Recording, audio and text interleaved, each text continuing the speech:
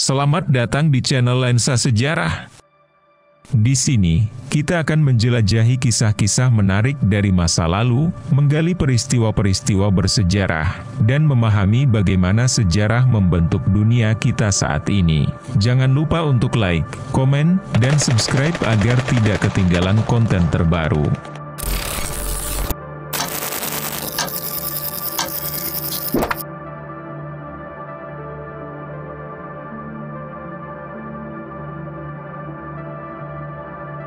Joseph Stalin adalah salah satu tokoh paling kontroversial dalam sejarah abad ke-20.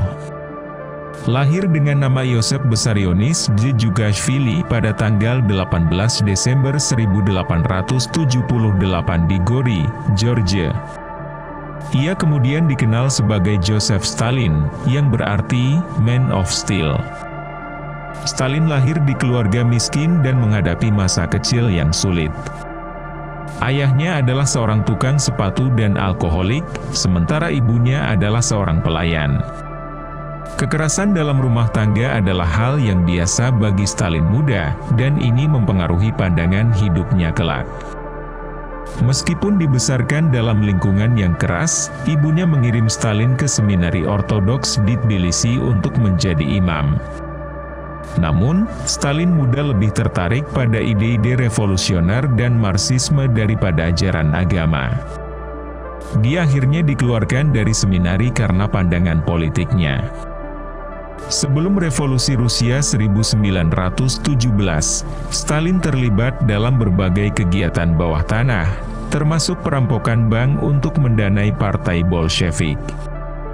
Dia dikenal sebagai organisator ulung yang tidak segan-segan menggunakan kekerasan untuk mencapai tujuannya. Setelah revolusi Oktober 1917, Stalin mendapatkan posisi penting di Partai Bolshevik. Dia akhirnya menjadi sekretaris jenderal Partai Komunis Uni Soviet pada tahun 1922. Dengan posisi ini, Stalin berhasil memanipulasi dan menyingkirkan saingannya, termasuk Leon Trotsky, untuk menjadi pemimpin tertinggi Uni Soviet. Salah satu kebijakan paling signifikan dari pemerintahan Stalin adalah industrialisasi cepat dan kolektivisasi pertanian. Meskipun meningkatkan produksi industri, kebijakan ini menyebabkan kelaparan yang parah dan kematian jutaan petani, terutama selama Holodomor di Ukraina. Pada tahun 1930-an, Stalin melancarkan kampanye pembersihan politik terhadap orang-orang yang dianggapnya sebagai ancaman. Ribuan pejabat partai, pejabat militer, dan warga sipil dieksekusi atau dikirim ke kamp kerja paksa, Gulag. Ini menciptakan suasana ketakutan dan paranoia di seluruh negeri. Meskipun pada awalnya menandatangani Fakta Non-Agresi dengan Nazi Jerman pada tahun 1939, Stalin harus berhadapan dengan invasi Jerman pada tahun 1941. Dia memimpin Uni Soviet melalui Perang Patriotik Raya dan akhirnya berperan penting dalam kekalahan Jerman Nazi, meskipun dengan pengorbanan besar. Setelah perang, Stalin berpartisipasi dalam konferensi penting seperti Yalta dan Potsdam, di mana dia bernegosiasi dengan para pemimpin sekutu untuk membentuk dunia pasca perang.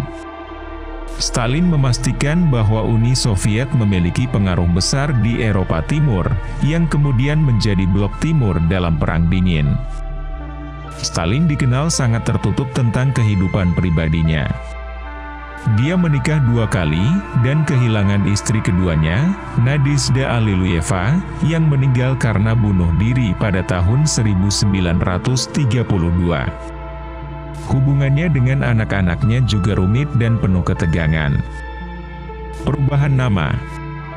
Stalin sering mengganti nama untuk menghindari penangkapan. Dia memiliki banyak alias, tetapi akhirnya memilih Stalin, yang berarti baja, untuk mencerminkan sifatnya yang kuat dan tangguh. Insiden di Yalta.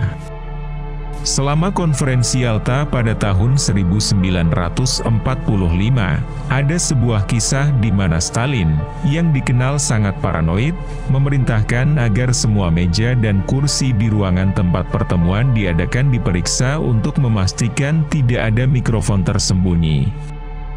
Koleksi film. Stalin adalah penggemar berat film dan memiliki koleksi pribadi yang besar. Dia sering mengundang pejabat tinggi untuk menonton film bersamanya, dan kadang-kadang membuat keputusan politik setelah menonton film. Kisah-kisah ini menggambarkan kompleksitas Joseph Stalin sebagai seorang pemimpin yang berpengaruh dan kontroversial, dengan dampak besar terhadap sejarah dunia.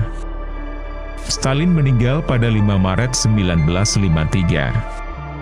Meskipun dia dihormati oleh banyak orang di Uni Soviet sebagai pahlawan, warisannya penuh dengan kontroversi. Kebijakannya menyebabkan kematian jutaan orang, dan rezimnya dikenal karena kekejaman dan otoritarianisme.